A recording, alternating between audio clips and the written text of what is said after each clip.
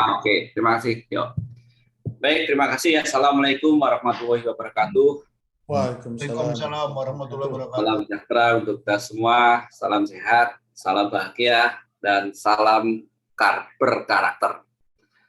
Teman-teman, saudara sekalian, pemirsa TV Kader yang saya hormati, saya cintai, seperti biasanya kita setiap Jumat siang menggelar sebuah forum diskusi, forum saya sebutnya kuliah lah ya, kalau kita itu belajar dari orang yang lebih senior, lebih tahu tentang sesuatu hal untuk kita cermati dan kita tarik sebagai bahan untuk belajar kehidupan ke depan, kan begitu.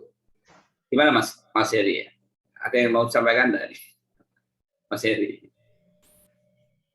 Ya, sekarang ini kita sebetulnya sangat menarik, topik kita adalah membahas tentang sejarah, tapi tentu saja kita akan giring atau nanti Ustadz Lukman kita akan pancing-pancing untuk mengungkap yang aktual sehingga lebih menarik. Dan ini ada Ja'far juga, kita juga ingin tahu anak milenial itu melihat sejarah seperti apa. Mungkin kalau generasi kita penuh dengan sejarah ya Pak Agus ya, karena kita dari SD itu apal betul tuh sejarah Pangeran Diponegoro perang 1825 sampai 1830, itu tuh apal tuh. Kalau anak sekarang mana ada yang begitu-begitu. Di sisi lain, kemarin di tulisan saya kunci juga Ustadz Lukman bahwa sebetulnya tidak hanya menarik belajar sejarah, tapi yang lebih penting kan sebetulnya belajar dari sejarah. Ya, belajar. Nah, sejarah itu cuma berulang-ulang, seperti sinetron sebetulnya Pak Gus. Nah, ini dunia saya tuh. Jadi tinggal ceritanya saja yang berubah. Perannya cuma ya itu aja. Ada yang antagonis, ada yang protagonis, ada yang ya ceritanya tidak berubah. Kalau kata Ahmad Albar ya seperti panggung sandiwara saja. Jadi ceritanya kan tetap, tinggal kita bagaimana belajar itu. Jadi ini sangat menarik. Ini gayeng nanti. Ini apalagi kalau pesertanya nggak banyak, semua orang bisa ngomong nih Mas Gus. Jadi lebih menarik. Jadi saya bersyukur hari ini tema kita Ustadz Lukman akan share secara, beliau penulis sejarah, tetapi juga praktisi yang menulis banyak tokoh. Jadi kita pengen tahu juga gimana itu suka dukanya. Itu Mas Gus, ini menarik banget. Ya, itulah kira-kira teman-teman ya, pemirsa TV Kader Indonesia. Untuk sesi ini kita akan mencoba kenapa sih kita harus belajar sejarah dan bagaimana kita bisa mengajarkan sejarah ini kepada generasi muda yang akan datang. Dan memang challenge-nya tadi bahwa sekarang ini anak-anak muda ini apa benar dia mau belajar sejarah? Kalau tidak kan kita harus ada solusi ini ya. Karena saya melihat sendiri anak saya kalau begitu melihat sejarah itu langsung saya kayak mumet gitu ya. Padahal enaknya bukan main kan kalau kita gini. Nah ini nanti ada, ini alhamdulillah Pak Fidelis bisa hadir, Pak Eko juga bisa hadir, barangkali ada bisa yang ya ini tugas kita bersama lah sebagai senior citizen gitu ya, yang punya tanggung jawab bagaimana supaya sejarah-sejarah yang terjadi di Indonesia khususnya itu bisa kita tumbuhkan kepada anak-anak kita supaya mereka juga bisa belajar dari sejarah itu tadi. Untuk itu tidak lama-lama saya serahkan saja kepada Pak Sri Lukman Hakim untuk menyampaikan apa sih arti sejarah dan bagaimana sebaiknya sejarah itu digunakan untuk kita semua dalam mengarungi hidup ke depan ini. Monggo Pak Lukman. Terima kasih Mas Gus. Assalamualaikum warahmatullahi wabarakatuh. Waalaikumsalam warahmatullahi wabarakatuh. Alhamdulillahirabbil alamin wassalatu wassalamu ala asyrofil anbiya'i wal mursalin wa ala alihi washabihi ajmain. Mas Gus dan Bapak para peserta sekolah kader bangsa. Terima kasih telah memberi kesempatan kepada saya untuk bicara pertama saja sebenarnya ini. Ini Pak Heri tadi sudah banyak tuh menyampaikan hal-hal menarik. Pertama, saya bukan sejarawan. Saya suka menyebut diri saya ini peminat sejarah. Karena kalau sejarawan itu kan saya mesti mengerti berbagai piranti ilmu sejarah. Lah saya nggak ngerti situ. Saya coba berminat kepada sejarah. Kemudian apa yang saya ketahui saya tulis. Gitu. Nah, ternyata itu diminati juga rupanya. Ya pengenalan saya pertama yang serius ya mengenai sejarah ini itu ketika saya bersama kawan saya almarhum A.E. Priyono itu mengumpulkan dan menyunting tulisan-tulisan dan ceramah-ceramah Dr. Kunto Wijoyo. Itulah yang kemudian menjadi buku pertama Mas Kunto, terbit tahun 85 oleh Salahuddin Press, judulnya Dinamika Sejarah Umat Islam Indonesia. Dan di situ saya agak tersentak karena cara Mas Kunto Wijoyo mengurai sejarah itu berbeda dari apa namanya yang saya dapati di sekolah. Dulu kan di sekolah kita belajar sejarah tuh. Iya. Itu biasanya ya apa Selendra apalah gitu kan, candi ini, candi itu gitu tuh sesuatu yang nggak menarik gitu. Misalnya tadi perang di Ponorogo ternyata cuma 5 menit. Di 1825 selesai 1830. Generasi milenial kan begitu. Nah, Mas Kunto itu mampu memberi sesuatu yang baru menurut saya.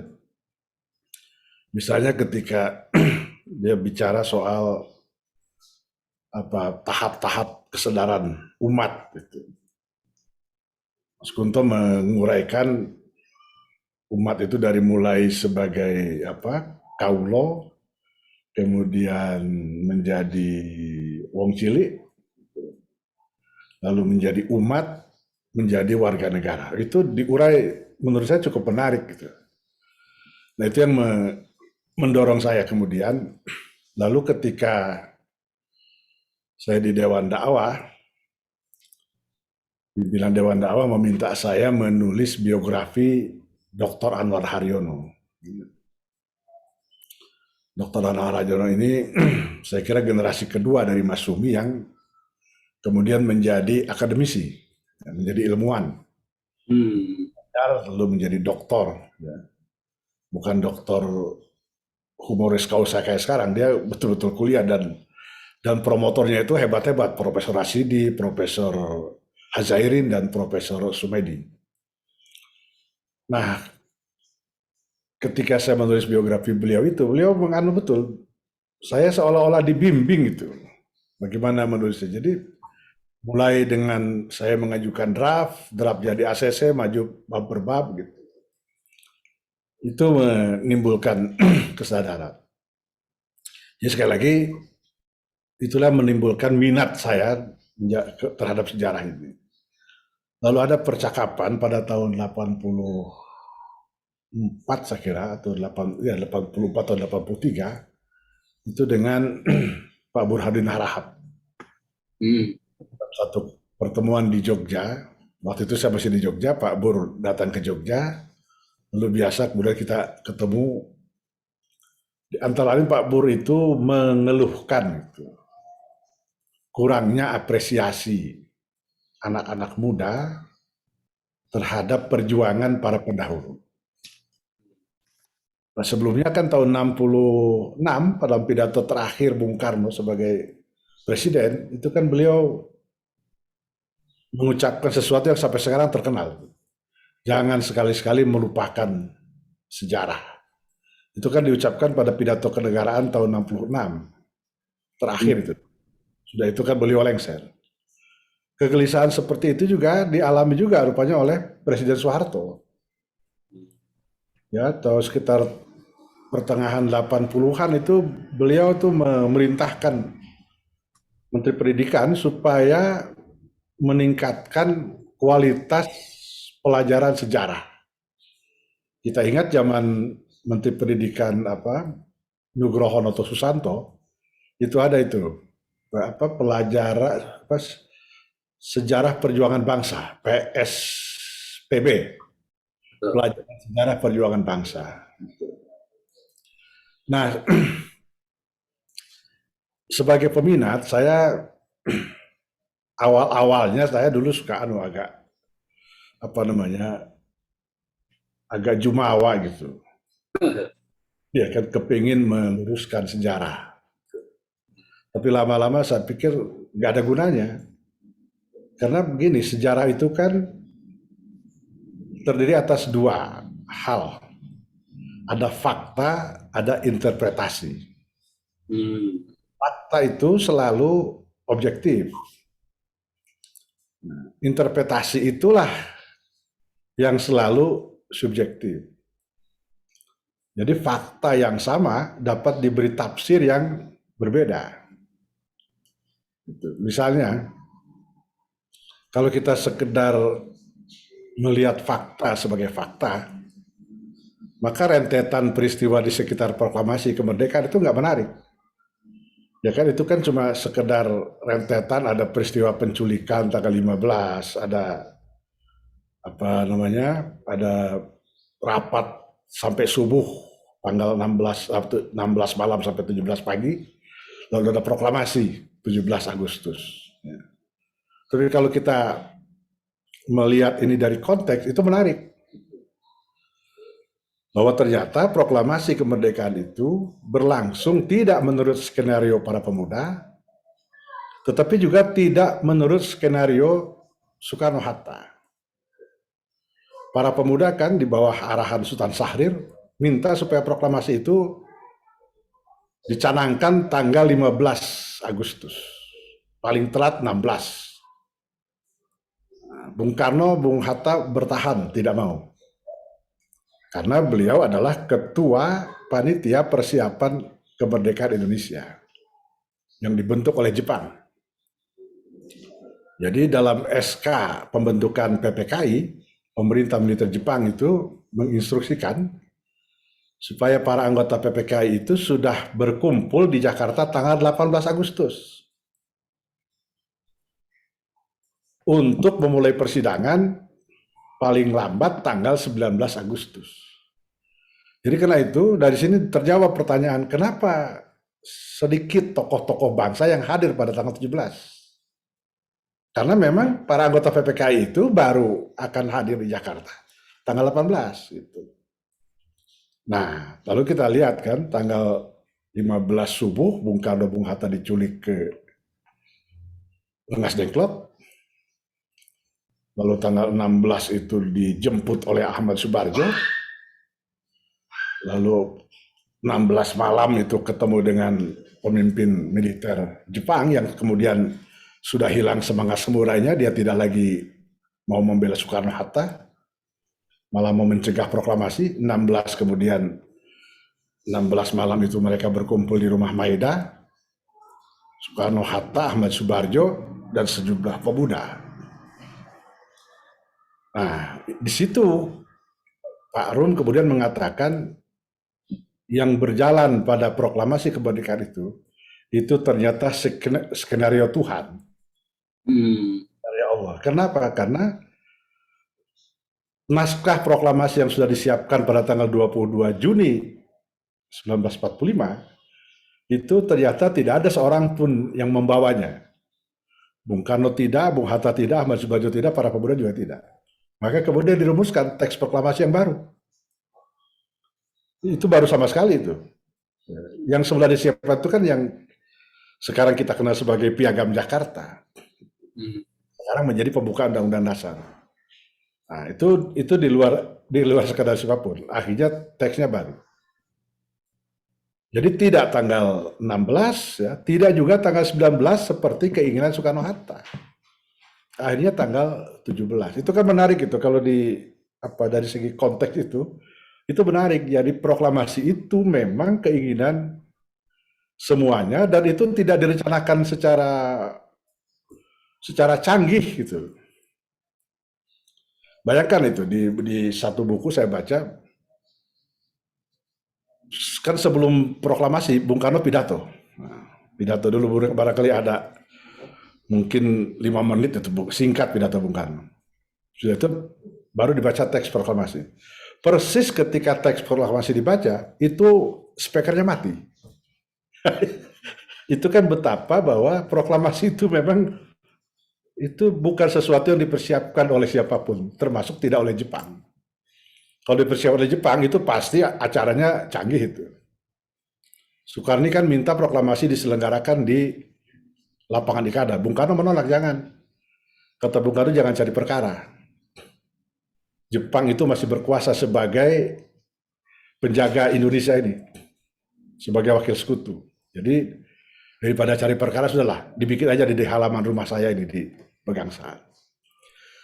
Nah, jadi Bapak sekalian, saya lebih tertarik itu memperkaya fakta. Fakta-fakta ini kita perkaya sehingga orang kemudian tidak bisa bicara lain. Misalnya begini, saya ingin bicara agak kontemporer, ya. Nggak terlalu kontemporer sih. Misalnya soal pergolakan daerah. Tahun 57, 58, sampai 61 yang melahirkan PRRI, Permesta dan PRRI. Sampai sekarang misalnya ini ada buku terbitan Kementerian Pendidikan, ya. Itu masih menyebut PRRI itu gerakan separatis. Nah, padahal orang seperti Profesor Salim Said itu sejak tahun 2011 itu sudah mengatakan PRRI itu bukan gerakan separatis. Itu pemberontakan terhadap pusat, tapi bukan bukan separatis. Berbeda misalnya dengan Aceh Merdeka. Berbeda misalnya dengan OPM. Berbeda dengan RMS. Tahun 2011 itu juga terbit buku atau memoir Vence Sumual. Tebal sekali dan saya senang Pak Vence itu mewariskan sesuatu yang berharga. Dia jawab semua, dia jujur bercerita semuanya. Jadi kata Vence Sumual, kami bukan mau keluar dari Indonesia, justru kami mau menguasai Jakarta. Nah, gitu. Jadi bukan mau keluar, bukan separatis, kami mau menguasai Jakarta. Kalau kita baca misalnya Piagam Perjuangan yang dibacakan oleh Ahmad Hussein, yang dibacakan Ahmad Hussein itu sama sekali nggak ada bicara soal soal memisahkan diri dari Republik Indonesia. Gitu. Jadi nggak ada itu. Yang ada adalah meminta supaya Bung Karno kembali ke Undang-Undang Dasar. Supaya kabinet Juanda itu dibubarkan. Lalu dibentuk kabinet Zakon Kabinet dipimpin oleh Bung Hatta dan Sultan Hamengkubuwono. Mengapa kabinet Juanda ditolak? Karena cara pembentukannya itu keliru. Indonesia waktu itu masih di bawah Undang-Undang Dasar 1950. Jadi presiden itu hanya kepala negara. Dia bukan kepala pemerintahan. Karena itu dia tidak berhak membentuk kabinet. Nah, di masa itu, karena berkali-kali ini gagal, Bung Karno sudah menunjuk beberapa orang untuk menjadi formatur kabinet dan gagal, akhirnya Presiden Soekarno menunjuk warga negara Indonesia bernama Dr. Insinyur Soekarno untuk membentuk kabinet. Nah, itu yang kemudian menurut konstitusi itu nggak benar gitu. Karena Presiden Soekarno tidak berhak. Enggak, Mas, dia menunjuk dirinya sendiri untuk menjadi formatur kabinet. Nah, kalau menunjuk orang lain boleh. Nah, itulah kemudian Bung Karno menunjuk Juanda. Itu satu. Yang kedua, tuntutan dari Piagam Perjuangan itu meminta supaya pemerintah yang akan dibentuk itu tidak melibatkan.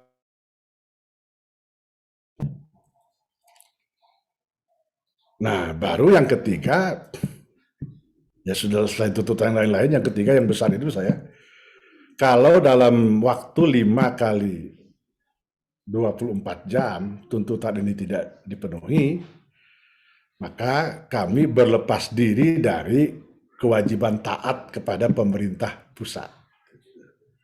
Jadi bukan mendirikan negara baru, tetapi berlepas diri dari taat kepada pemerintah pusat. Nah, sayangnya kemudian tuntutan ini dijawab dengan bom. Padang dibom, Painan dibom. Jadi kata-kata dijawab dengan senjata. Sebelum aksi militer dilakukan, itu Profesor Bahdar Johan, Presiden Universitas Indonesia, itu mendatangi Jenderal Nasution. Kata Bahdar Johan, Saudara Nasution, saudara tentu mengerti mengenai ilmu perang. Tetapi saya lebih mengerti mengenai ilmu akibat-akibat perang. Jadi karena itu, kata Pak Bahdar Johan, selesaikanlah ini dengan dialog. Kita baru 10 tahun merdeka. Kok sudah mau perang saudara? Dengan segala hormat saya kepada Pak Nas, Pak Nas kemudian menjawab permintaan Bahdar Johan itu, ya menurut saya agak angkuh. Pak Nas mengatakan, Prof, silahkan tutup mulut agak 2 minggu inilah. Saya akan selesaikan PRRI itu dalam 3 minggu. Bayangkan itu. Dan faktanya kemudian bukan 3 minggu, 3 tahun baru selesai. Karena itu misalnya Dr. Mestika Jet mengatakan PRRI Permesta itu reformasi yang kelewat dini. Karena seluruh tuntutan PRRI Permesta itu dilaksanakan kemudian. Itu 58. 8 tahun kemudian PKI dibubarkan. Lalu berapa tahun kemudian, tahun 99, otonomi daerah diundangkan. Diundangkan perimbangan keuangan pusat dan daerah. Itu tuntutan PRRI semua itu. Lalu yang terakhir yang dilaksanakan itu adalah dibentuknya Dewan Perwakilan Daerah untuk mengimbangi DPR.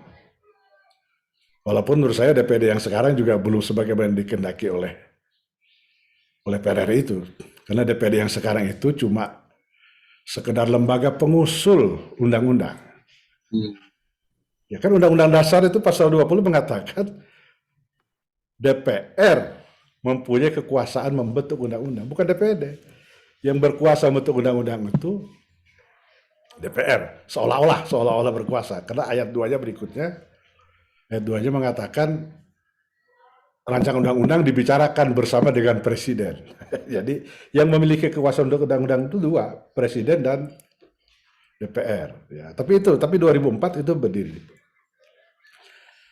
Nah, Bapak sekalian, jadi dengan fakta-fakta yang makin luas itu, maka seorang dosen Universitas Samratulangi itu mengatakan PRRI Permesta itu dimarahi oleh sejarah karena dia melampaui sejarah. Kalau Mestika Jet mengatakan ini reformasi yang kelewat dini. Jadi saya kira kalau fakta-fakta kita tambah, maka kita akan menemukan itu konteks baru dari peristiwa kita di masa lalu. Dan dengan itu saya selalu mengatakan dengan penulisan yang benar, dengan fakta-fakta yang makin kaya, maka kita bisa berdamai dengan sejarah. Kalau enggak, akan tetap saja begini. Ya kan, tetap saja itu misalnya kita mengatakan tahun 50-an itu demokrasi liberal. Wah, itu enggak ada bagusnya sama sekali. Kabinet jatuh bangun. Enggak melihat konteks. Pada masa itu, ya, kabinet jatuh bangun. Kenapa? Karena DPR itu belum dibentuk berdasarkan undang-undang, berdasarkan pemilu, belum. Nah sekarang kan kalau dalam sistem yang normal, kalau Perdana Menteri menyerahkan mandat kepada presiden, pilihan presiden dua. Dia bubarkan kabinet, menunjuk formatur baru, atau parlemen dibubarkan. Tapi kalau presiden membubarkan kabinet, membubarkan parlemen, bagaimana cara memilih parlemen? Undang-undangnya belum ada. Jadi pilihan presiden waktu itu hanya satu saja. Selalu hanya satu, bubarkan kabinet. Padahal pada beberapa kasus saya pelajari, problemnya sebenarnya bukan problem di kabinet, itu problem di parlemen. Gitu. Misalnya waktu kabinet Natsir, ya kan? Natsir itu, kabinet Natsir mewarisi kebijakan pemerintah sebelumnya mengenai pengisian DPR di daerah. Ketika itu dilaksanakan, nah ternyata itu dianggap menguntungkan Masumi, gitu. Menguntungkan partai-partai Islam. Karena yang mengisi itu NU itu ada Muslimat, ada Fatayat, ada Ansor, ya kan? Semuanya masuk. Lalu Muhammadiyah itu ada Aisyahnya, ada Pemuda Muhammadiyahnya, ada Nahdlatul Aisyahnya, 4 masuk. Begitu di berbagai daerah, sehingga kemudian diprotes lah. Kata Natsir, saya cuma melaksanakan kebijakan pemerintah yang lalu. Boleh saja ini dibatalkan, tapi harus ada dulu undang-undang penggantinya. Nah, itu yang terjadi. Pada beberapa seperti itu. Jadi, Bapak-Bapak sekalian, inilah yang menurut saya pentingnya kita mengkaji sejarah itu. Bukan untuk melihat ke belakang, tapi untuk menarik pelajaran dari belakang. Untuk menutup kata pengantar ini, saya ingin menutupnya dengan cerita mengenai Saprudin Prawira Negara. Kita tahu PRRI Permesta itu kemudian diakhiri dengan amnesti. Tidak kurang dari 2 kali itu amnesti. Untuk PRRI Permesta itu 2 kali. Pertama itu amnesti dikeluarkan oleh pejabat Presiden Juanda.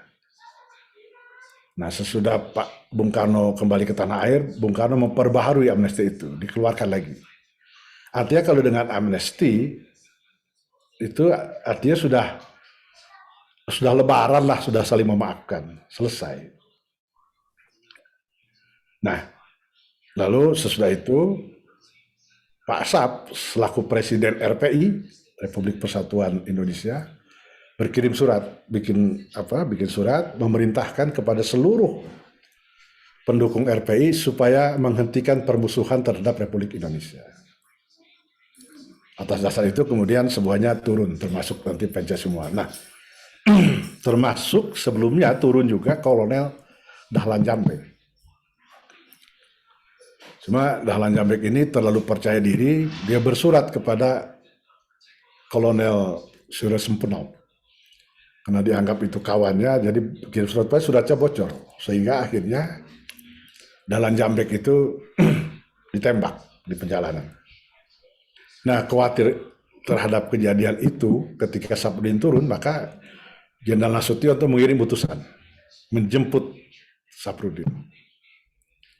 Nah, ketika dijemput, sebelum berangkat, Saprudin mengajukan satu perintah. Tolong, kata Saprudin, sebelum saya dibawa, izinkan saya pergi ke satu tempat. Karena di tempat itu, saya menanam modal perjuangan yang sudah disiapkan untuk perjuangan PRRI Permesta ini. Yang tahu tempat ditanamnya modal itu cuma saya, kata Saprudin, dan 1 orang staf saya. lalu dikawal oleh tentara, ditemani oleh stafnya itu, dibongkarlah itu tempatnya di Kota Tinggi. Ternyata yang ditanam oleh Safrudin dan stafnya itu emas batangan sebanyak 29 kilogram. Kalau saya, yang nggak usah orang lain lah, kalau saya kira saya akan cincai saja itu. Itu yang tahu cuma saya dan staf saya. Selalu staf saya kan kalau dikasih 10 kilo aja udah aman itu. 19 kilo untuk saya, di 10 selesai. Ya kan? Di Pak Sabti. Dan dia tahu bahwa sesudah itu dia akan dipenjara, akan ditahan, iya. Jadi diserahkan dulu, lalu ada upacara, Pak Sab resmi menyerahkan itu kepada Mayor Jenderal Sumarno, Gubernur BI waktu itu, ayahnya Rini Sumarno. Sesudah itu diserahkan, Pak Sab kemudian digiring ke puncak, sudah itu di karantina di Jawa Tengah. Tapi nggak ada persoalan. Nah yang gini-gini kan juga nggak terceritakan. Gitu. Bagaimana seseorang ya yang tadinya memusuhi pemerintah gitu loh, tapi ketika urusannya dianggap selesai, dia merasa emas 29 itu bukan milik dia, memang semula dimaksudkan untuk dana perjuangan, dan perjuangannya sudah selesai, sudah berdamai dengan pemerintah, ya sudah kembalikan. Saya kira karakter itu Mas Hus yang juga harus kita tumbuhkan. Terima kasih. Assalamualaikum warahmatullahi wabarakatuh. Waalaikumsalam warahmatullahi wabarakatuh. Ya, menarik ya. Jadi teman-teman, kalau apa yang disampaikan oleh Pak Lukman tadi, bahwa ternyata, kalau saya lihat linknya ini, Pak Lukman kan seorang politikus ya. Biasa. 2 kali loh. Ternyata biasanya 2 kali, berarti 10 tahun loh. Jadi anggota DPR RI. Wah, hebat. Nah, mungkin salah satu modal beliau menjadi anggota dewan karena kemampuan retorikanya luar biasa. Karena ternyata belajar sejarah itu penting, karena kalau kita belajar penting, apa yang diceritakan oleh beliau ini kan luar biasa. Orang menikmati ceritanya detik satu detik sehingga orang wah betul ini. Nah, tapi itu konteks lainnya, itu berarti belajar sejarah itu bisa membangunkan sikap kita menjadi orang yang well known terhadap sesuatu dan orang menikmati apa yang kita sampaikan karena kita mampu mengurai sejarah lama dan anak baru ini baru apalagi baca, ngerti aja tidak kan gitu. Nah, itu satu kompetensi yang luar biasa.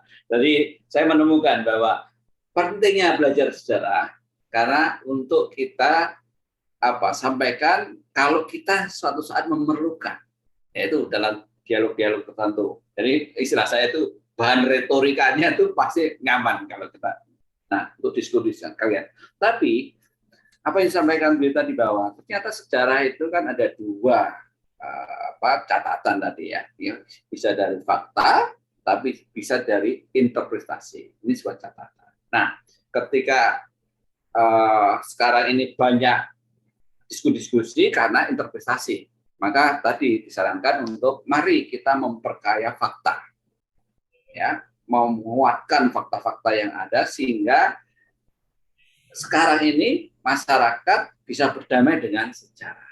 Nah ini kuncinya di sana. Tapi sebelum Pak Abu ya, Pak Abu, sebentar. Ini saya mau challenge juga teman-teman yang hadir di sini ya. Jadi karena menurut saya jawabannya bisa kita sharing lah di sini ketika Anda paham, Anda tahu, ya silakan. Tapi setelah kita bicara tadi, bicara tentang sejarah PRRI, sejarah kemerdekaan, buat anak sekarang itu kira-kira so what tuh Pak? Sekarang 20, apa dia yang harus dia ketahui tentang itu? Setelah tahu itu, terus ngapain, untuk apa gitu? Nah ini yang mungkin relevansi yang saya ingin tanyakan ke Pak Lukman nih, sama teman-teman yang hadir nih. Karena kalau orang bicara soal sejarah Borobudur, mungkin hanya ingin tahu dan ke sana, oh gitu ya Borobudur selesai. Tapi apa yang bisa membuat mereka itu menjadi at home di negara ini, Pak Mak? Ya kan? kalau tadi salah satu yang saya temukan, oh ini barangkali salah satu kehebatan Pak Lukman karena beliau senang sejarah, sehingga alat sejarah ini bisa menjadi alat komunikasi massa, sehingga menarik audiens untuk, ini loh aku, kan begitu. Tapi betul nggak? Coba kalau saya ini kan nggak bisa apa-apa, nggak saya cerita tentang ternyata RRI dan Permesta itu bukan gerakan separatis, ya. Itu nggak ngerti kan gitu. Tapi karena Pak Lukman belajar dan tahu seperti itu, orang menikmati. Nah, sehingga disitulah menjadi sebuah kompetensi ya, yang saya lihat oke, yang sekarang ini istilahnya storytelling ya, keahlian dalam storytelling. Luar biasa ya, saya menemukan. Tapi tantangannya kalau sekarang ini ketika kita mengurai sejarah lagi, kemudian ke anak kita yang umur 15 sampai 20 tahun, kamu harus memahami sejarah tentang dulu kan kalau saya ingatnya itu dari Kalingga dulu tuh Pak. Sejarah Kalingga, nanti ada Singosari, ada macam-macam sampai ke Mojopahit gitu kan. Terus apa arti pelajaran ini buat kami-kami yang saat ini di Indonesia, kan itu anak-anak muda sekarang.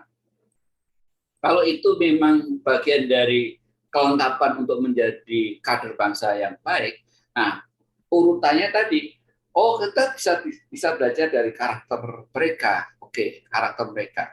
Berarti tahu Pak Sarifudin kalau saat itu dia mau untuk memperkaya diri udah selesai, nggak ada masalah. Tapi itu pelajaran yang bagus. Nah, konteksnya di SKB ini kan tidak berhenti sampai situ. Bagaimana kok bisa Pak Sarifudinnya seperti itu? Ini yang kita menjadi pertanyaannya, ya kan? Oke, untuk itu mari kita bedah diskusi ini. Mari kita tanyakan, kita diskusikan. Untuk pertama, Bang Abu, silakan. Apa yang ingin disampaikan? Monggo, Bang Abu. Bismillahirrahmanirrahim. 2 poin ke Kanda Lukman Hakim. Berbicara sejarah, itu kan yang terpenting pemain sejarahnya. Nah, karena dia merubah keadaan. Kayak kita nih, yang terpenting kan Bang Kusno-nya, ya, yang membuat sejarah.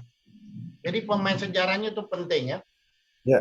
Nah, jadi di mana-mana itu ada 2, Bang. Berkarakter baik dan berkarakter jahat. Ya, kalau kita mau gunakan kata yang baik, berkarakter baik dan berkarakter kurang baik. Padahal berkarakter jahat itu. Cuman kan orang baik nggak mau gunakan kata jahat. Jadi berkarakter baik dan berkarakter kurang baik atau belum baik. Itu saking baiknya. Nah, saking baiknya dia mengatakan jahat aja berat gitu, terganjal di sini gitu kan. Dia nggak mau bilang orang jahat tuh nggak mau gitu kan. Dia bilang ya dia belum baik. Padahal itu artinya dia orang jahat gitu. Betapa pahitnya perjalanan Republik ini, banyak orang-orang baik yang dipenjarakan karena kepentingan emosi istilahnya nafsu dunianya, Bang, nafsu dunianya gitu kan. Dulu dia bersahabat baik, ada itu temannya Soeharto, jenderal dari Jawa Barat, Bang, siapa namanya dulu yang masuk di Cipinang, saya sempat besuk juga dulu. Hendersono. Nah, itu kan sahabat baiknya juga. Nggak tahu beberapa sebab sehingga ya Allah ya Tuhan orang sebaik itu dimasukkan ke tempat pesantren. Nah, mungkin ada hikmahnya, kita Allah alam. Nah, yang jadi persoalan yang saya mau tanya maaf Bang. Sekarang ini rata-rata orang berlomba-lomba pengen jadi orang kaya cepat. Dia nggak mikirkan nanti masa depannya akan diceritakan oleh tadi yang pembicara sebelum kita buka ini ada istilahnya nanti sejarah itu akan berbicara apa adanya, nggak bisa dibohongin lagi karena zaman digital ini. Nah, apa pesan-pesan Abang kepada dunia masa kini gitu ya? Jadi kalau sekarang sih banyak kan udah main cepat aja gitu Bang. Orang mau masuk neraka aja itu cepet-cepet Bang dikasih jalan. Jadi kan udah ini Bang, udah lucu-lucu. Apa pesan-pesan Abang untuk diri Abang sendiri dan untuk diri bangsa ini? Pesan aja saya nanya, pesannya apa gitu. Terima kasih. Silakan Bang, masuk Bang. Iya. Karena itu saya suka menulis selain peristiwa juga tokoh. Tokoh itu penting. Menurut saya kita mengambil pelajaran. Misalnya begini. Ya bukan untuk menihilkan proklamasi gitu. Itu misalnya orang seperti Ahmad Subarjo, ya, itu dia nggak merasa penting untuk menghadiri proklamasi. Itu kan proklamasi tanggal apa, bulan Ramadan. Siapa ini? Ahmad Subarjo itu kan sekretaris PPKI. Ketika Bung Karno hilang, itu dia sibuk mencari sampai ditemukan, sampai dia jemput di Rengas Dengklok. Ya, jangan bayangkan Rengas Dengklok kayak sekarang jalannya itu. Dulu tahun 70-an ini masih ancur-ancuran. Nah, dia kemudian kembali ke Jakarta lalu rapat sampai subuh. Dia merasa badannya udah remuk gitu. Jadi ketika dijemput oleh utusan Bung Karno Bung Hatta supaya hadir di apa namanya, di Pegangsaan Timur 56, kata Ahmad Subarjo, badan saya capek, saya mau tidur aja. Silakanlah Bung Karno sama Bung Hatta, udah cukup.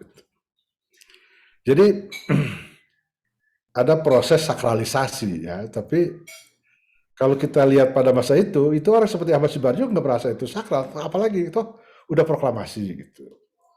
Nah, orang bisa seperti ini karena dia menganggap sesuatu sebagai sesuatu yang wajar saja, yang ya kan, dia tidak hadir, nggak dicatat sejarah ya nggak apa-apa kan gitu. Artinya dia sudah selesai dengan dirinya. Jadi menurut saya orang-orang seperti ini perlu kita apa? Kita urai gitu. Urai. Jangan mentang-mentang dia perumus apa teks proklamasi, kan 3 yang merumuskan teks proklamasi itu. Bung Karno, Bung Hatta, Ahmad Subarjo. 3 orang ini, jangan karena dia perumus kemudian dia merasa dia wajib hadir di situ. Ini proklamasi ini bikinan saya. Nggak ada perasaan begitu gitu. Nah itu menurut saya yang utama harus dihidupkan di kita ini. Jangan merasa paling kalau nggak ada gua nggak jalan nih acara. Nah, ini kan acara bersama misalnya gitu. Proklamasi kalau nggak ada Subarjo nggak jadi tuh. Karena kan Subarjo yang ngangkut, yang apa namanya, yang ngambil Soekarno Hatta dari Rengas Dengklok gitu.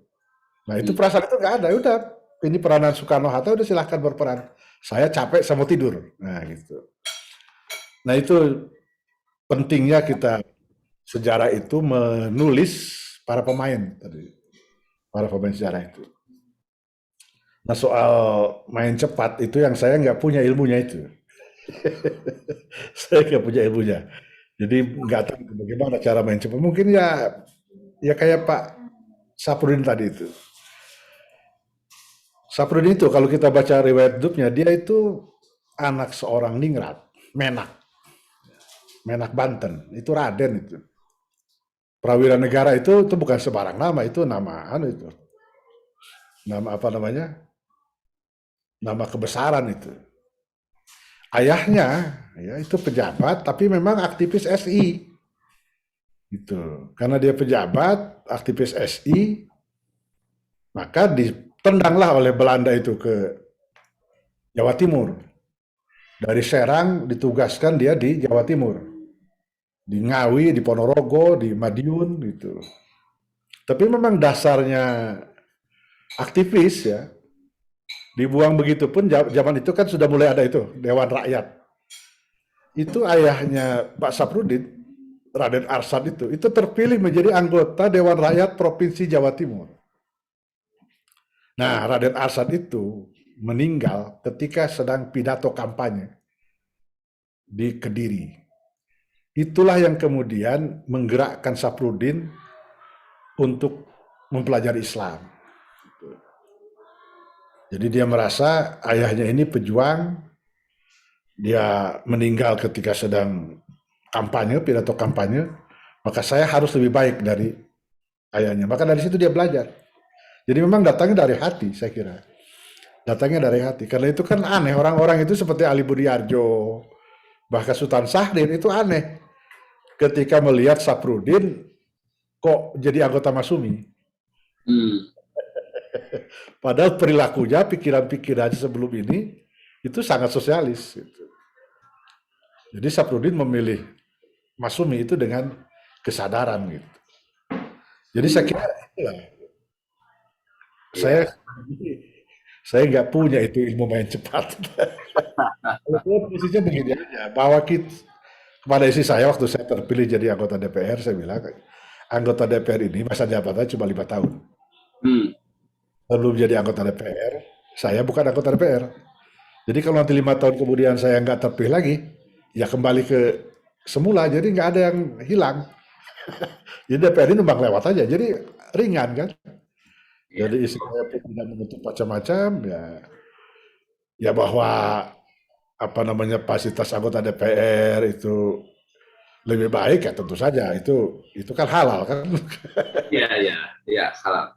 Alhamdulillah 2 periode menjadi anggota DPR nggak pernah saya dipanggil KPK.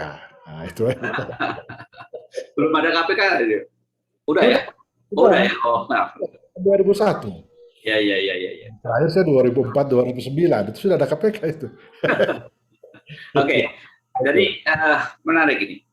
Jadi teman-teman ya, mungkin yang lain juga nih, pertanyaan saya begini. Saya ini galau nih Pak Lukman. Jadi sekarang ini kan kita lihatlah ada masuk tadi yang saya katakan ada metaverse, ya artinya anak-anak muda sekarang ini lebih cenderung yang disebut pahlawan barangkali yaitu orang idola dia gitu ya. Takut ada Bill Gates, ada Steve Jobs, ada Mark Zuckerberg, Paul, Stephen Covey dan segalanya itu kan apa yang ada di kepala anak muda sekarang ini. Kecuali Mas Jafar nih ya, mungkin karena dia penulis sejarah. Tapi paling tidak begini yang saya galaukan itu apakah bagaimana nih antara sejarah yang kita harapkan untuk melihat karakter-karakter pendahulu kita, kemudian kehebatan-kehebatan para pendahulu kita, rentetan dari sejarah berbagai macam, dari mulai Kalingga hingga Majapahit dan Sultan Agung ya kalau nggak salah. Nah itu kan bisa mau tidak mau harus disampaikan kepada anak generasi ke depan. Tapi persoalannya sekarang ini di era teknologi, di era digitalisasi, mereka ruang otaknya ini lagi terpikirkan dengan idola-idola baru, penemu baru, dan itu rata-rata orang luar negeri. Tadi kata Facebook, itu ya Mark Zuckerberg ya, kemudian ada Bill Gates, ada Steve Jobs, dan banyaklah gitu ya. Sehingga mereka berkutat pada orang-orang seperti itu, bahkan seperti bibi.com, kemudian dari China itu siapa pengusaha yang luar biasa itu, akhirnya kan mereka lebih banyak memikirkan, paling tidak belajar tentang keahlian-keahlian mereka ini. Nah, ke depan atau paling tidak apa nih tantangannya dan bagaimana supaya sejarah ini tetap bisa menjadi bagian yang harus diajarkan oleh anak didik kita, ya. Dan apa betul nih guru-guru ini punya sikap yang sama gitu, bahwa ada kegelisahan yang sama gitu. Saya nggak tahu nih bagaimana risetnya Pak Fidelis ini yang juga sering masuk keluar dari sekolah-sekolahan, dan Pak Edi barangkali ya. Karena ini yang menjadi kegelisahan saya, sehingga saya melihat bahwa ini pentingnya sejarah itu seperti apa gitu ke depan. Nah, saya tadi baru mendapatkan insight yang dalam tentang kalau gitu kita belajar sejarah karena kita perlu mengurai tentang karakter-karakter para pelaku sejarah sehingga kita bisa aplikasikan sekarang. Oke, tentang dia baik, kejujuran, keberanian dan sekarang. Oke, menjadi alat retorika kalau kita menjadi bagian dari seorang yang ingin menjadi public speaking atau segalanya. Itu berarti sebuah keterampilan yang harus kita ajar. Nah, nilai-nilai ini yang saya khawatir akan lenyap gitu Pak. Jadi sejarah hanya dimiliki oleh kaum generasi Z dan X gitu ya, seperti kita ke atas. Tapi anak-anak ke bawah ini, apakah ada formula gitu ya? Atau barangkali ada di lapangan menemukan lah gitu ya. Mungkin itu yang ingin saya challenge diskusi hari ini. Fidelis, Pak Eko barangkali yang dari FISIP mungkin barangkali juga punya pencerahan tentang hal ini, karena ini penting sekali buat kami ya untuk referensi tentang makna sejarah bagi kaum muda sekarang dan bagaimana kita mengajarkan dia dengan serius sehingga tidak hanya soal orang-orang yang menemukan sesuatu yang baru menjadi apa istilah saya itu idola mereka gitu ya. Oke, silakan Pak Edi dulu ini. Silakan Pak Edi. Ya, terima kasih Pak. Terus menarik ya. Saya usia ini udah mau hampir 50, tapi kenapa pelajaran sejarah itu jadi sesuatu yang sungguh menarik kalau menurut saya. Saya berkali-kali ngomong, ini sebenarnya nyambung dengan pembicaraan Pak Kus, bagaimana generasi muda itu jangan cuma idolanya orang luar. Atau mungkin sekarang K-pop ya Pak. Jadi pemusik Korea itu juga jadi idola baru bagi generasi muda. Yang sebetulnya harus kita pikirkan itu bagaimana pihak Kementerian Pendidikan, Kebudayaan dan Ristek itu membuat mata pelajaran yang sejarah itu jadi sesuatu yang nggak bosenin gitu. Waktu saya sekolah kan kita didoktrin cuman harus nonton umpamanya G30S di tanggal 30 September. Awalnya saya menganggap takut Pak, SD udah suruh nonton film seperti itu gitu. Pas saya bertambah usia itu baru ngeh, oh ternyata G30S itu memang dibuat oleh zaman Orde Baru yang punya kebenaran sendiri dari perspektif mereka. Ada pertanyaan-pertanyaan yang akhirnya juga timbul, kenapa Pak Harto itu ini bisa ini menurut yang saya baca di beberapa literatur, tapi bagaimana Pak Harto sebagai orang jenderal yang punya jabatan tinggi sebagai Pangkostrat, tapi dia tidak masuk ke dalam target penculikan PKI. Padahal berkali-kali kalau Jenderal Nasution sebagai Menteri Panglima Tinggi Pertahanan sedang halangan, orang nomor 2 setelah beliau itu adalah Jenderal Ahmad Yani. Nah, kalau Jenderal Ahmad Yani berhalangan di acara-acara Kementerian Pertahanan, itu yang jadi backup-nya biasanya Pak Harto. Itu kan menggelitik bagaimana seorang, apa karena memang dulu RPKAD sebagai cikal bakal Kopassus itu memang tidak seperti sekarang yang batalionnya agak cukup banyak dan dihargai di elit-elit TNI atau Akabri kalau dulu namanya ya, jadi istilahnya. Nah itu kan sebetulnya anak-anak sekarang tuh nggak menarik kan hal-hal kayak gitu. Tapi bagaimana Harto bisa mengkondisikan Jakarta yang pada saat itu pasukannya banyak, ternyata mau tanggal 5 Oktober mereka mau ada ulang tahun. Nah, jadi Pak Harto mengkondisikan supaya pasukan-pasukan yang tadinya mau ikut ulang tahun itu, yang masih istilahnya setia kepada Pak Karno, dimobilisasi untuk menghantam pasukan yang PKI lah, pro PKI. Nah, bagi anak-anak ini kan nggak menarik Pak. Dan bagaimana sekarang surat aslinya Super Semar tidak ada.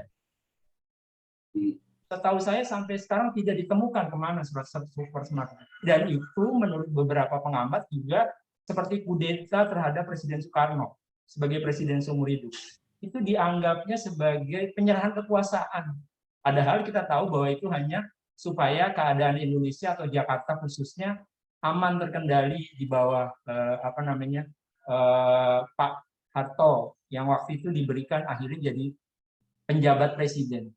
Terus yang kedua yang saya juga agak-agak bagaimana para tokoh petisi 50 termasuk Jenderal Ahmad Nasution yang akhirnya dikucilkan dari elit di Republik ini.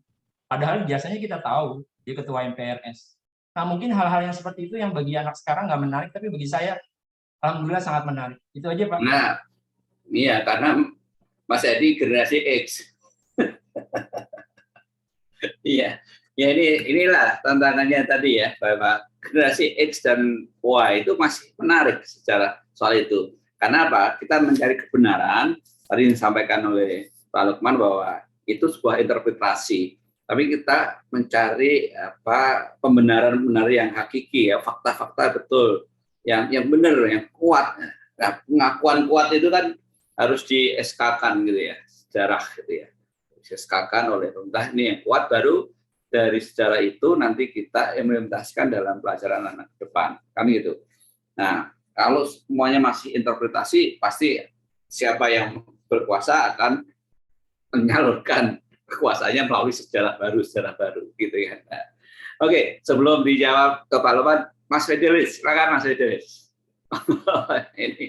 ini ahli pendidikan, jadi seringkali ada korelasinya ini. Terima kasih Mas Gus. Luar biasa sekali, terima kasih kepada Pak Lukman Hakim. Itu saya sangat tertarik dengan data-data yang sangat detail dan hidup. Sebenarnya ini yang harus dikuasai oleh guru sejarah menurut saya. Tetapi Pak Lukman mempunyai kemampuan itu karena betul-betul memahami secara detail. Jadi bukan hanya memahami sejarah sebagai seperti kita sering dengar dari guru-guru ya. Jadi kalau disampaikan seperti disampaikan oleh Pak Lukman, menjadi sejarah itu sangat luar biasa, Mas Gus. Karena tadi misalnya saya melihat nilai tokoh yang integritasnya itu sangat proven, tidak diragukan. Yang tadi emas itu misalnya ya, itu luar biasa sekali. Ini jadi sebenarnya kisah-kisah tokoh di mana mereka menghidupi nilai, itu yang menarik untuk generasi muda. Itu yang bisa sebenarnya ditekankan di dalam pengajaran sejarah. Seperti misalnya juga Bung Hatta ketika mengumumkan pemotongan rupiah itu kepada saja pun tidak dia beritahukan. Integritasnya itu yang luar biasa. Jadi itu sebenarnya nilai-nilai sejarah, nilai-nilai tokoh yang telah menghidupi nilai di dalam sejarah yang bisa kita gali. Nah, ini kelihatannya penulisan sejarah bagus sekali kalau seperti dipaparkan oleh Pak Lukman tadi. Itu kalau seperti itu kita tidak mengantuk karena kita hidup dalam mengapa sih sampai soal proklamasi bahwa itu tidak sakral oleh tadi tokoh-tokoh kita, kalau dia capek ya dia istirahat ya kan macam itu. Nah, ada beberapa catatan saya kelihatannya dan sesuai dengan sekolah kader bangsa, Mas Kus. Berarti sebenarnya untuk belajar sejarah ini ada dua hal yang bisa kita pelajari. Pertama, kalau misalnya sejarah itu kita sudah tahu bagaimana masalah terjadi di dalam masyarakat, bagaimana tokoh-tokoh menyelesaikannya, kita bisa belajar dari sana. Karena sebenarnya masalah-masalah itu terulang lagi dengan konteks yang berbeda. Nah, berarti sebenarnya ini penulisan sejarah itu harus menekankan pada konteks. Lalu bagaimana tokoh-tokoh itu menyelesaikan masalah, misalnya mereka mengorbankan pribadi, lebih menghargai kesepakatan bersama, lebih nilai-nilai yang lebih umum. Kan itu sebenarnya prinsip-prinsip yang kita bisa gali di dalam sejarah sudah dilakukan oleh tokoh-tokoh kita kan Pak, dalam sejarah. Yang kedua, kita juga belajar dari karakter-karakter pribadi tokohnya sendiri yang sangat kuat di bidang tertentu dan mereka betul-betul menghidupi nilai-nilai. Nah, ini mungkin yang perlu mendapat penekanan di dalam penulisan sejarah. Nah, kalau misalnya bisa ditulis sejarah itu seperti dilakukan oleh Pak Lukman sore ini dipaparkan, itu menjadi sangat menarik dan perlu terus untuk semua generasi. Jadi tidak hanya karena ini macam pedoman arah kompas bagi kehidupan generasi kita ke depan. Ternyata tokoh-tokoh bangsa kita menghidupi nilai-nilai ini. Dan ini yang membuat kita berada seperti ini sekarang. Macam itu kira-kira, Pak. Oke. Ya, terima kasih. Ya, ini Pak Fidelis ini karena penggerak pendidikan ya. Jadi orientasinya selalu pada nilai-nilai ya. Nilai karakter luar biasa. Betul sekali. Memang itu salah satu bagian yang menjadi pelajaran kita hari ini, bahwa kita belajar sejarah itu adalah kita belajar nilai-nilai atau karakter-karakter tokoh yang ditulis dalam sejarah itu. Nah, kaitannya dengan hilirnya ini, berarti kalau kita bicara generasi sekarang, Mas Edi kan mungkin tadi menyampaikan sekarang ini anak muda ini hilirnya apa? Nah, hilirnya kan seperti yang kita sepakati bersama ya Pak, mungkin perlu ditambahkan bahwa hilirnya kita perlu anak-anak muda itu yang jujur, yang peduli, yang disiplin, yang berani gitu kan, yang care gitu ya, kemudian adil gitu. Nah, ini kan hilirnya gitu kan. Hulunya salah satunya kan kita belajar sejarah hulunya tadi ya. Oh, hulunya itu dulu ada sejarah tentang pergerakan PRRI dan Permesta. Kira-kira kalau ditarik kepada hilir, sejarah apa yang sebaiknya kita perkuat di dalam penulisan sejarah tadi. Jadi tidak hanya semata-mata fakta, tapi juga dielaborasi untuk menuju ke hilir ini. Nah, ini yang saya sering tidak temukan dalam penulisan sejarah, khususnya para tokoh-tokoh itu. Maka saya beranikan diri waktu saya mengatakan, kenapa Agus Salim itu menjadi orang seperti itu? Waktu kecilnya itu, nah salah satunya dia dikasih nama bapaknya seperti itu. Bapaknya memberikan nama yang luar biasa, saya lupa. Kemudian lingkungannya, sehingga membuat dia itu seperti orang yang sederhana. Prosesnya itu yang kita inginkan kan. Nah, itu fine lah, itu udah oke. Lambat laun kita akan cari polanya. Nah, sehingga di dalam belajar sejarah tadi saya sepakat bahwa kalau gitu urean-urean apa yang bisa kita tulis di dalam sejarah tadi yang bisa memiliki hilir ke tadi. Jadi ketika sejarah itu dibaca dan tidak berpengaruh pada nilai-nilai yang diharapkan untuk anak muda ke depan, itu nggak bernilai akhirnya sejarah itu, kan gitu. Nah, maka perlu pengulangan penulisan sejarah, fakta sejarah, tapi diambil. Jadi tidak sekedar memakan tadi Pak Safruddin, negara itu nilai utama yang disampaikan kepada anak muda sekarang adalah soal kejujurannya itu, ya. Tapi elaborasinya kurang panjang, barangkali ya. Mungkin perlu bab tentang itu. Kenapa persoalan itu? Sehingga pada saat belajar ke guru sejarah, bukan fakta-fakta yang seperti, tapi lebih ke nilai-nilai ini. Nah, ini yang penting. Sehingga kalau tadi sekarang ini anak-anak muda belajar sejarah ini untuk apa? Oh, ternyata kita ketemu Pak Fadris berapa? Oh, perlu nilai-nilai karakter-karakter para pelaku sejarah itu kita ambil. Tapi dalam tulisan sejarah itu biasanya tidak menulis secara panjang lebar soal itu, Pak. Lebih ke fakta-fakta, gitu kan. Nah, ini menarik sekali. Sehingga kita tunggu tulisan Pak Lukman untuk sejarah-sejarah berikutnya. Karena ini masukan untuk beliaunya.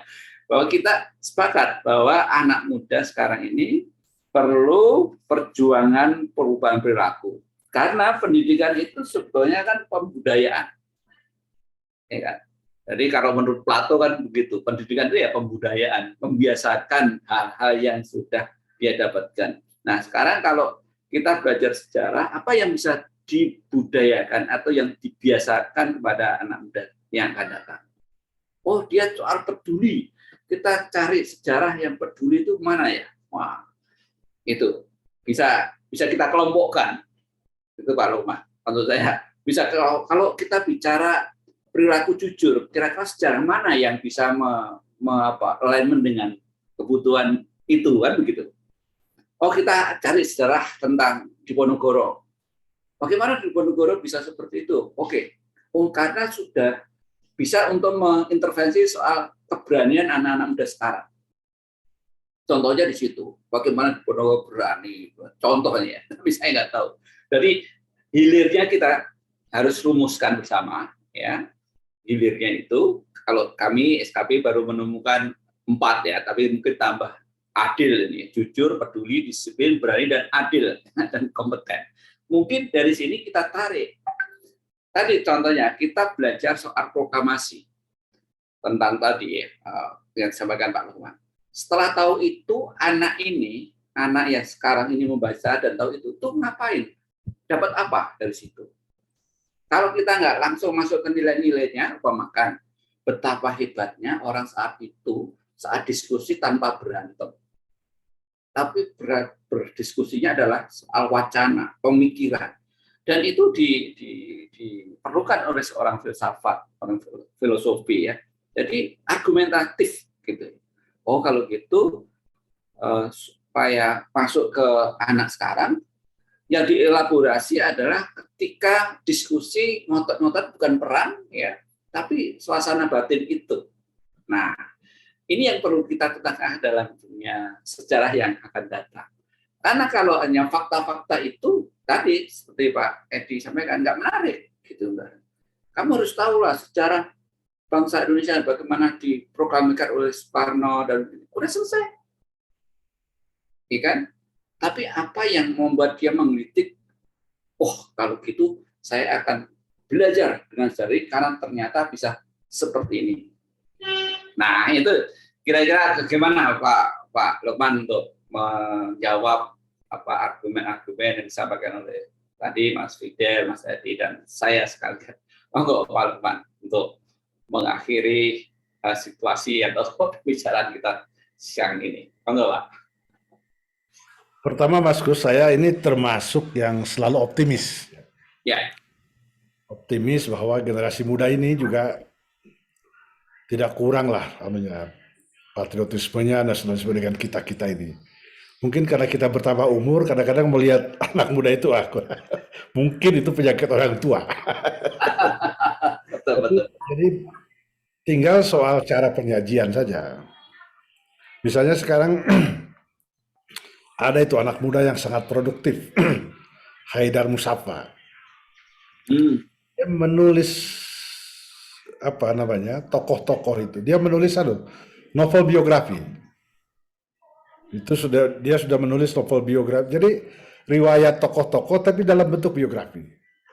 Buya Hamka, Ki Hajar, Ki Ahmad Dahlan, Sultan Hamengkubuwono ke-9. Itu dia tulis dalam bentuk novel dan itu menarik gitu. Bukti menariknya ternyata bukunya laris manis. Nah, jadi menurut saya tinggal cara saja. Ya. Kemudian misalnya ada kawan saya Profesor Laude Kamaluddin itu, dia sedang bikin eksperimen. Dia buka universitas, tapi itu universitas digital. Jadi nanti mata pelajaran itu tidak disampaikan dalam bentuk buku-buku tebal, itu dalam bentuk animasi. Itu dalam bentuk animasi disajikan, didiskusikan. Mungkin seperti itu. Jadi saya kira kalau pendekatannya insya Allah lah. Nah ini di belakang Mas Gus ini ada gambar ini, gambar Garuda Pancasila. Kalau kita lihat gambar ini, itu yang terbayang di kita kan cuma lagu Garuda Pancasila. Garuda Pancasila, aku lapar. Itu kan selesai seperti itu. Kita mungkin jarang di antara kita yang mengerti bagaimana proses ini. Proses lambang negara ini diciptakan. Ini mungkin nggak banyak dikaji. Bahwa ini adalah karya bersama. Poinnya kan itu Mas Gus. Ini karya bersama, ini milik bangsa. Ini kan dibentuk oleh satu panitia yang dibentuk oleh Menteri Negara Sultan Hamid Al-Qadri, ya kan? Ketua panitianya Mr. Muhammad Yamin. Lalu ada anggotanya di situ Ki Hajar Dewantoro, ada Raden Nganten Purbacaroko, ada M.A. Polopesi dari Maluku, ada Muhammad Natsir, ya. Selain tadi Muhammad Yamin. Ini semua hasilnya. Jadi misalnya Muhammad Nasir menyumbangkan bintang emas segi 5 sebagai simbol dari ketuhanan yang Maha Esa. Ki Hajar Dewantoro menyumbangkan padi kapas sebagai lambang dari keadilan sosial. Raden Nganten Purbacaroko itu menyumbangkan pohon bukan pohon beringin itu, pohon angsana, lambang dari persatuan Indonesia. Jadi semua nanti Bung Karno itu menyumbangkan ini Bhinneka Tunggal Ika, satu-satunya semboyan yang ada di dalam lambang negara. Ini kan kalau ini diuraikan, ini kan makin memberi kesadaran kepada generasi muda kita bahwa ini bukan hasil karya seorang gitu loh. Ini hasil bersama. Ini tidak ujug-ujug. Ini sebelah kan ciptaan, kalau perancangannya Sultan Hamid, ini burung, tapi ini kepalanya manusia. Lalu ini dua tangan manusia pegang perisai. Itu dikritik oleh Muhammad Natsir. Itu terlalu hayali gitu. Mana ada burung kepalanya manusia. Nah, bikin yang anu aja, yang biasa. Didukung oleh Bung Karno. Maka jadilah kemudian diperbaiki oleh Sultan Hamid, jadilah ini. Jadi hal-hal yang seperti ini menurut saya itu yang harus lebih banyak diberikan, ya, diajarkan kepada generasi muda. Nggak usah yang berat-berat dulu lah. Gitu. Iya. Ringan-ringan ini kita mungkin dengan cara apa dan sebagainya. Nah, Mas Gus, ini terakhir saya tuh suka menulis pendek-pendek. Ini buku saya yang terakhir ini, judulnya agak provokatif. Agak provokatif, Utang Republik pada Islam. Sebenarnya yang saya ceritakan ini peranan tokoh-tokoh Islam bagi tegaknya NKRI ini. Karena judul buku peranan umat kan nggak menarik gitu. Iya. Alhamdulillah ternyata ini nggak sampai 1 bulan habis. Oh. Penerbit ini mencetak 2.500. Akhir Oktober terbit, akhir November habis. Nah, sekarang baru dicetak lagi. Jadi ternyata ini tulisan nggak panjang-panjang, tulisan pendek-pendek. Misalnya saya ada cerita begini di dalam tulisan ini. Termasuk soal ini, soal lambang negara saya ceritakan di sini. Termasuk misalnya saya cerita soal jimat diplomat. Oke. Enteng ini enteng. Jadi kan kita tahu ini tulisan Pak Rum, dasarnya tulisan Pak Rum. Pak Rum bercerita itu, lalu saya tulis ulang. Jimat diplomat. Jadi ketika perundingan untuk melaksanakan Renville itu, jadi pada kabinet Hatta, sesudah Amir Syarifin jatuh kan dibentuk kabinet Hatta. Tugasnya kan untuk melaksanakan ini. Ketika merumuskan pelaksanaan ini, macet itu perundingan. Lalu Mr. Muhammad Rum sebagai ketua panitia, sebagai ketua delegasi dipanggil oleh Bung Karno. Kata Bung Karno, ini saudara Rum, jiwa saudara harus diperkuat, kata begitu. Ini kan manusiawi sekali nih, Mas Gus. Ini manusia sekali. Jadi harus diperkuat. Wah, bagaimana Bung, katanya. Kan bukan saya aja delegasi. Iya, tapi yang diperkuat ketuanya saja, nanti yang lain apa ya? Sekarang pergi ke rumah Pak Dirman, sudah ditunggu. Di sana Pak Dirman sedang ngobrol dengan seorang anak muda gitu. Sama, kata Pak Dirman, saudara Rum, saudara harus diperkuat. Ini Belanda ini macam-macam ini, jadi jiwa saudara harus diperkuat. Ini kawan ini sudah menyiapkan ini, ada jimat gitu. Itu bayangkan betapa dilemanya Muhammad Rum. Dia nggak percaya sama yang begitu-begitu. Ini urusannya menyangkut presiden dan panglima besar. Nah, jadi ya sudah, akhirnya diterima, dikantongi lupa rupanya. Celana itu dicuci sama istrinya Pak Rum. Ya, ada celana itu. Bingung dia, lo kok nggak ada celana saya ini? Marah dia sama istrinya. Kenapa dicuci? Nah, kalau nggak mau dicuci, jangan disimpan di bawah, katanya. Jadi celana itu rupanya digantung, lalu jatuh ke lantai. Ibu Rum menganggap celana itu sudah kotor, harus dicuci. Pak Rum dicari, sudah hancur itu si jimat itu. Jadi cuci kan, zaman dulu belum cuci kan, isi gilas begitu. Jadi kata Pak Rum, rupanya Tuhan kasih sahabat jalan keluar ini. Karena pesan Pak Dirman, pesan Bung Karno, itu jimat nggak boleh lepas dari. Iya. Tapi ada cara gitu, jadi tanpa merendahkan Bung Karno, tanpa merendahkan Panglima Sudirman, Pak Rum bisa menyelesaikan bagaimana mengakhiri jimat itu. Begitu begini Mas Gus, menurut saya itu betul. Menarik gitu. Jadi bukan hanya sekedar alotnya perundingan, yang gini-gini saya kira perlu ditulis itu. Ya. Menarik. Gitu, Iya, Mas Jafar, Ini kayaknya Mas Jarod kalau ini anak muda nih yang penulis sejarah nih Pak. Ayo, minta komentarnya dong. Ya, gimana nih tentang sejarahnya?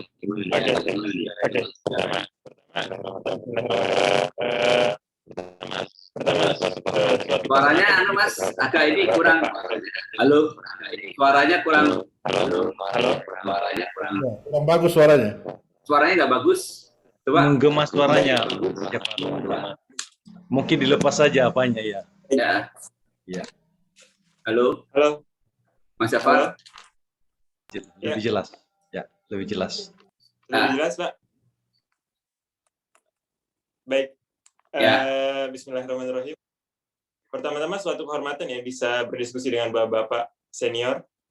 Apalagi topik yang diangkat cukup menarik, sejarah, satu hal yang jadi polemik atau jadi ketertarikan sendiri untuk saya pribadi dan beberapa mahasiswa tentunya. Nah, perihal ketertarikan anak milenial kepada sejarah secara umum, secara general, kita bisa, kalau saya pribadi dari kacamata pribadi saya membagi anak milenial itu menjadi dua macam, Pak, dari sudut pandang ketertarikan. Kalau ngomongin masalah ketertarikan sejarah, bagian pertama kita bagi 50 orang anak milenial ini sebagai anak-anak yang sama sekali tidak tertarik dengan sejarah. Kenapa? Kita cari ilahnya, kita cari sebabnya, karena mereka memandang sejarah itu sebagai satu hal yang mubham, yang ma faidah fihi, jadi nggak ada satu hal yang bisa kita korek-korek. Kita nggak bisa korek-korek. Kenapa mereka berpandangan seperti itu? Karena mereka memandang sejarah itu terlalu banyak versinya, rumit. Nah, mereka ini, anak-anak milenial sekarang ini, suka satu hal yang pasti. Contoh misalnya, sejarah Pangeran Diponegoro misalnya, atau sejarah G30 PKI segala macam, mereka tertarik, cuma sekedar, iya, tahu gitu doang. Tapi kalau disuruh atau diminta untuk ngorek, mereka nggak tertarik, karena mereka terlalu banyak, versi yang mana yang jelas, A, B, C, atau gimana. Jadi akhirnya daripada rumit, mereka meninggalkan semua itu. Itu sebagian anak milenial. Sebagian yang lain enggak, sebagian yang lain menarik. Mereka tertarik untuk mengorek-ngorek. Hanya saja satu rintangan yang mereka hadapi adalah wadah untuk bagaimana caranya saya mendapatkan sejarah yang jelas. Nah, sebagian besar dari wadah sebagian besar wadah menceritakan sejarah itu adalah lewat buku. Sedangkan fil waqi atau dalam kenyataannya, anak milenial sama sekali tidak menyentuh buku, Pak. Misalnya 99 atau 95% tidak menyentuh buku. Jadi bukan mereka tidak tertarik dengan sejarah, enggak, mereka tertarik dengan sejarah. Hanya saja wadah untuk mereka sampai ke sejarah itu yang mereka enggak tertarik. Nah, akhirnya muncullah peminat sejarah lewat podcast, misalnya kalau yang Bapak sekarang tahu, ada podcast, ada misalnya film, ada misalnya serial apa segala macam. Mereka akan lebih tertarik dengan hal itu, ketimbang duduk di kelas, duduk diam dan mendengarkan guru ngomong 25 atau 1 jam atau 2 jam ngomong sejarah yang ya udah bikin ngantuk bahasnya gitu, Pak. Jadi mereka itu lebih kritisnya kepada wadahnya.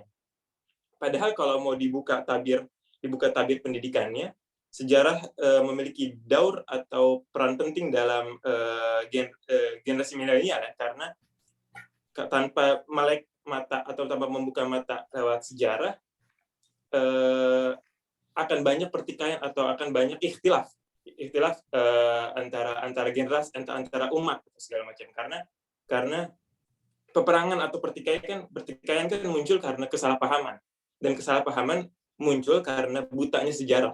Contoh misalnya yang sangat gamblang, terutama di Irak ya, misalnya di Irak perbedaan antara Sunni dan Syiah misalnya, atau perbedaan antara mazhab ini dengan mazhab ini.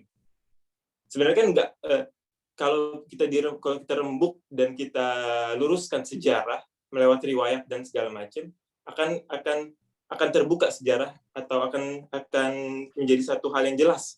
Oh, ternyata ini gitu. Jadi kesimpulannya Pak, kalau sebagai mewakili anak milenial ya, milenial, kita memiliki ketertarikan dengan sejarah. Hanya saja wadah kita untuk mendapatkan sejarah itu nggak menarik buat kita, Pak. Gitu. Oke. Siap. Terima kasih. Wah, luar biasa. Ya, ini masukan dari buat Pak Lukman nih. Tapi menarik ya. Saya mungkin kapan-kapan kita bisa bertemu lah dengan Pak Lukman ya untuk bagaimana sejarah-sejarah ini kita bisa visualisasi dalam bentuk film-film pendek gitu ya. Tapi bermacam-macam ya. Nanti skenario siapa yang akan ini menarik nih, membuahkan hasil. Karena mereka teman-teman anak muda ini kan bukan tidak senang dengan sejarah, tapi bagaimana cara menguraikan sejarah tadi disampaikan oleh Pak Lukman, pada caranya, penyajiannya ini sudah clear ya, cara penyajian ini penting sekali. Tapi paling tidak sore ini kita mendapatkan pencerahan pertama, kemudian mendapat masukan bahwa bagaimanapun sejarah ini perlu kita ajarkan kepada generasi mendatang dengan catatan bagaimana wadah ini yang sampaikan, wadah untuk penyampaian ini harus yang disukai oleh para milenial atau mediumnya. Nah, cara mengurai sejarahnya ternyata Pak Lukman sudah punya kiat baru, gitu kan, dengan mengurai sedikit hal. Ini menarik, ini seni kan, maka nanti ada pelajaran seni menulis sejarah, gitu. Sehingga para milenial itu lebih tertarik. Nah, setelah seni menulis sejarah jadi, akhirnya medianya kita bikin tidak hanya sekedar tulisan, tapi juga berupa film-film pendek yang intens ke sana dan orang tidak terlalu panjang lebar, gitu ya. Tapi sejarah ini sangat dasar sekali kalau kita bisa urai dalam bentuk sejarah, dalam bentuk film, podcast, gitu ya, seperti ini. Karena seperti kelas inilah yang hadir seperti Mas Jafar ini kan jarang, gitu kan. Pada Anda melihat gimana hasilnya diskusi seperti ini? Bermanfaat kan? Banget Pak, banget faedah tadi ya, masalah emas itu wow, ternyata baru ya. Nah, maka menarik sekali kalau hari ini dihadiri oleh kira-kira 40 temannya Mas Jafar, gitu kan, lebih Pak Lukman lebih punya kehebatannya akan dikeluarkan lagi nih. karena yang melihat ya sebagian orang orde lama gitu, Pak Lukman nggak terlalu tertarik untuk menyampaikan semuanya. Tapi enggak lah, saya yakin bahwa kita perlu kepastian bahwa dalam mengurai sejarah itu tentu ada seninya, cara menyampaikannya, dan kita sepakat tadi dalam menulis sejarah perlu memperjelas fakta-fakta, bukan interpretasinya. Nah, itu yang menjadi kotak penalti. Mungkin kalau ada lembaga istilahnya penguatan sejarah itu ya, itu kan nggak tahu Pak Lukman, berarti di Indonesia itu apakah ada ya, mungkin selain pemerintah itu ada MUI-nya gitu ya. Kalau ini MUS, Majelis Masyarakat Sejarawan Indonesia. Nah, itu yang dikeluarkan dia, yang ini sudah benar, nah, baru kita urai dari situ, kita bikin semacam film, kita bikin podcast, dan bikin sebagai buku. Dan buku ini dimotori oleh Pak Lukman, nanti yang nulis Mas Jafar dan tim semua, menjadi buku baru. Buku baru versi sekarang, ya kan? Yang tadi Bapak menulis seperti itu aja 2.500, luar biasa menurut saya. Jadi kita harus bisa menjelaskan kembali ke anak milenial, tentunya nanti penulisnya para milenial yang dikoordinasi oleh Mas Jafar, itu menjadi sebuah luar biasa menurut saya. Ya kan, nanti di-coach oleh Pak Lukman, sehingga kita bisa mendapatkan buku baru, bukan buku baru dalam fakta baru ya, tapi cara penulisan baru. Wah, luar biasa. Gimana Pak Lukman, mau dikomentari dan sekaligus closing statement lah untuk sore ini. Ya, menarik tuh Mas Yusuf, kalau bisa Kalau bisa dikerjakan itu menarik gitu. Iya. Kalau penulis saya kira kita nggak kekurangan penulis lah, itu pasti banyak. Gitu. Tinggal soal cara menyajikan kepada para generasi milenial itu yang saya kira sangat penting itu. Iya. Nah, saya misalnya tertarik, saya mengikuti Profesor Laude Kamaludin itu sejak beliau rektor di Unisula di Semarang. Saya terkagum-kagum misalnya begini, dia menjadikan kalau di kampus itu yang jarang dikunjungi itu kan perpustakaan. Betul. Perpustakaan itu kalau suatu hari dikunjungi 50 orang itu sudah bagus. 100 itu luar biasa. Nah itu Profesor Laude di Unisula itu membuat perpustakaan yang lain. Yang diutamakan dia bersih, harus bersih sebersih-bersihnya, itu toilet. Jadi toilet di perpustakaan itu harus seperti toilet di bandara. Bersih, wangi. Nah kalau toiletnya sudah wangi, tentu ruangan yang lain akan lebih wangi, akan lebih harum. Jadi orang datang ke perpustakaan itu dalam keadaan santai.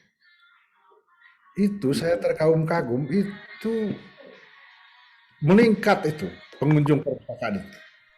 Karena sudah disediakan ada ruang rapat, di situ ada kantin. Selama ini kan orang nggak boleh itu makan di perpustakaan, dia bikin tuh. Boleh ngopi apa di situ boleh, yang tidak boleh merokok saja. Akhirnya perpustakaannya itu dikunjungi banyak orang, dia bebaskan wifi-nya dia bebaskan segala macam itu semua. Nah jadi menurut saya kalau kita menyediakan fasilitas yang disukai oleh generasi milenial, itu generasi milenial nggak usah dihimbau-himbau, datang itu ke situ. Oke. Tempat belajar yang nyaman. Akhirnya perpustakaan itu bukan hanya tempat membaca, tapi juga tempat belajar, tempat berdiskusi dan sebagainya. Jadi sumber ilmu jadinya gitu. Nah jadi saya kira bagus itu. Oke. Baik. Terima kasih Pak Lukman. Ya ini luar biasa, terima kasih. Mungkin Pak Eko, barangkali mau ada komentar Pak Eko? Mau sharing? Eko?